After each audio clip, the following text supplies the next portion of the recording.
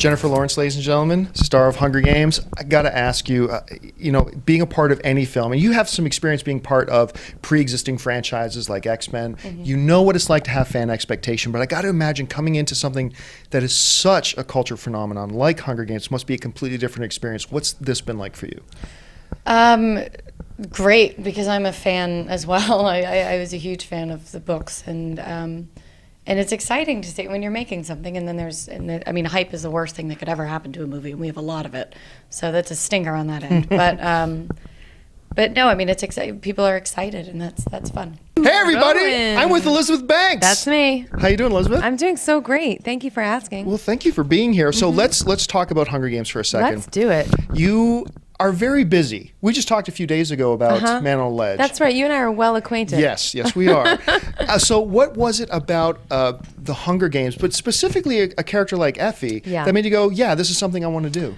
Well, first of all, I love the storytelling in the books. I'm a huge super nerd fan of the books. I was an early adopter. I read them a long time ago.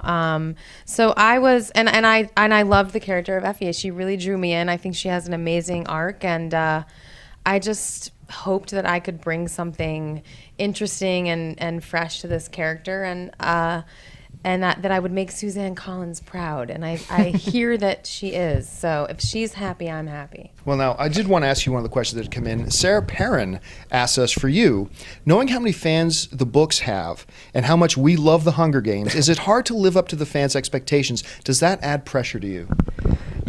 In the beginning it does, before you get started, because you think about it and you think about how this is such a beloved book and there's so many fans.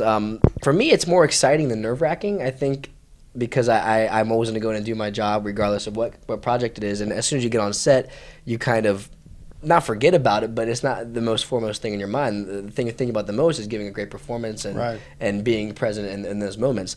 So the build-up, the anticipation was definitely worse than once we actually started shooting.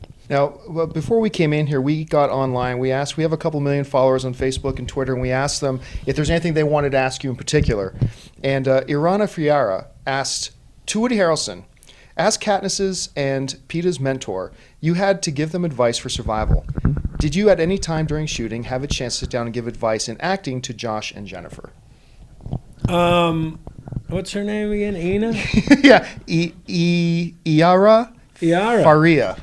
Iara Faria. Okay, well, Iara, I did not give any advice. That they both seem to be great, capable actors. And far be it from me to try to give advice in that category as well as in the category of how to handle your career. I figured I'd spare them that little tutorial. Jennifer M. said, for Liam, if the Hunger Games were real, how do you think you would handle it? And which stars in Hunger Games do you think would be able to make it through? I'd pray to God that I never have to go into the Hunger Games for real, because that seems like a pretty horrible place. It's not even just the people that can, that you can get taken out by. There's booby traps everywhere, and there's all these unexpected things that happen. So it's I don't know how I would. Fingers crossed I'd make it alive, but it's tough.